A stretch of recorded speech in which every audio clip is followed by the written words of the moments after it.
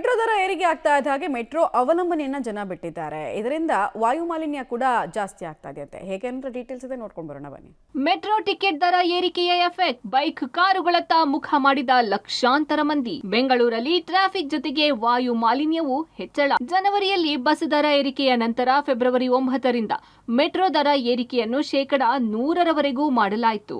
ಈ ದರ ಏರಿಕೆಯ ಎಫೆಕ್ಟ್ ಜನಸಾಮಾನ್ಯರ ಮೇಲೆ ಬಿದ್ದಿದ್ದು, ಪ್ರತಿನಿತ್ಯ ಸುಮಾರು 80ರಿಂದ 90 ಸಾವಿರ ಮೆಟ್ರೋ ಪ್ರಯಾಣಿಕರು ಮೆಟ್ರೋದಿಂದ ದೂರವಾಗಿ ಟೂ ವೀಲರ್ ಕಾರುಗಳತ್ತ ಮುಖ ಮಾಡುತ್ತಿದ್ದಾರೆ. ಇದರಿಂದ ನಗರದಲ್ಲಿ ಒಂದೆಡೆ ಟ್ರಾಫಿಕ್ ಹೆಚ್ಚಳದ ಜೊತೆಗೆ ಏರ್ ಪೊಲ್ಯೂಷನ್ ಸಹ ಹೆಚ್ಚಾಗ್ತಿದೆ. ಐಐಎಸ್ಸಿ ತಜ್ಞ ಆಶೀಶ್ ವರ್ಮಾ ಅಧ್ಯಯನದಂತೆ 5% ಮೆಟ್ರೋ ಪ್ರಯಾಣಿಕರ ಸಂಖ್ಯೆಯಲ್ಲಿ ಇಳಿಮುಖವಾಗಿದ್ದು, 5% ಪ್ರಯಾಣಿಕರು ತಮ್ಮ ಸ್ವಂತ ವಾಹನಗಳನ್ನ ಬಳಸುತ್ತಿದ್ದು, ಇದು ಜನರ ಜೀವನ ಹಾಗೂ ವಾಯು ಮಾಲಿನ್ಯದ ಮೇಲೆ ಪರಿಣಾಮ ಬೀರಲಿದೆ ಎಂದಿದ್ದಾರೆ. The metro fare hike and the earlier bus fare hike that happened, what is the loss or change in the trip mode share of different trips in a day? There is a 5%, roughly 5% reduction in the trip mode share of metro after the fare hike, and that 5% reduction, a portion of that has gone and shifted to buses.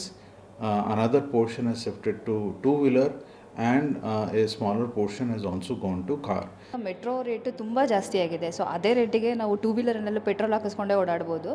ನಾನು actually national ಕಾಲೇಜಿಂದ ಸ್ಯಾಂಡಲ್ಸೋ ಫ್ಯಾಕ್ಟ್ರಿಗೆ every day up and down ಮಾಡ್ತಾಯಿದ್ದೆ. So earlier it was very low, but ಇವಾಗ ದರ ತುಂಬ ಜಾಸ್ತಿ ಆಗಿರೋದ್ರಿಂದ ಅದೇ ರೇಟಿಗೆ ನಾವು ಟೂ ವೀಲರಿಗೆ ಹಾಕಿಸ್ಕೋಬೋದು. ಆ್ಯಂಡ್ ಆಲ್ಸೋ ಪಾಪ್ಯುಲೇಷನ್ಸ್ ಕೂಡ ತುಂಬ ಇನ್ಕ್ರೀಸ್ ಆಗಿರೋದ್ರಿಂದ ಸೊ ನಮಗೆ ಯಾವ ಥರ ತುಂಬ ಅನ್ಕಂಫರ್ಟೇಬಲ್ ಫೀಲ್ ಆಗುತ್ತೆ ಮೆಟ್ರೋನಲ್ಲಿ ಓಡಾಡೋದಕ್ಕೆ.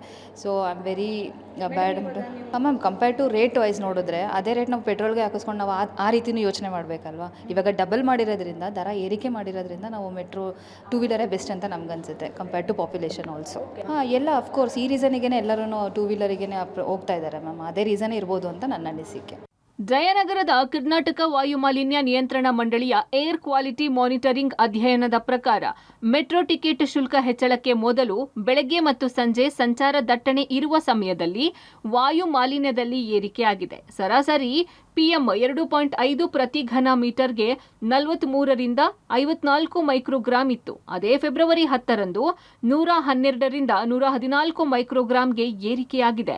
ಇನ್ನು ಫೆಬ್ರವರಿ 17 ಮತ್ತು 24ರ ಸೋಮವಾರ ಈ ಮಟ್ಟ ಸರಾಸರಿ 68ರಿಂದ 105 ಮೈಕ್ರೋಗ್ರಾಂಗೆ ತಲುಪಿದೆ. ಹೀಗೆ ವಾಯು ಮಾಲಿನ್ಯ ಏರಿಕೆಯಾದರೆ ಆಸ್ತಮಾದಿಂದ ಕ್ಯಾನ್ಸರ್ ತನಕ ರೋಗಗಳು ಬರಬಹುದಾಗಿದೆ.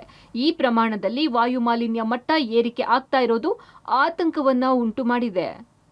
ಒಟ್ನಲ್ಲಿ ಮೆಟ್ರೋ ಹಾಗೂ ಬಸ್ ದರ ಏರಿಕೆ ಜನರು ಸ್ವಂತ ವಾಹನಗಳನ್ನ ಹೆಚ್ಚು ಬಳಸುವಂತೆ ಮಾಡಿದ್ದು ರಾಜಧಾನಿಯ ವಾಯು ಮಾಲಿನ್ಯ ಮಟ್ಟ ಹೆಚ್ಚಿಸಿದೆ. Aruna, public TV, Bengaluru.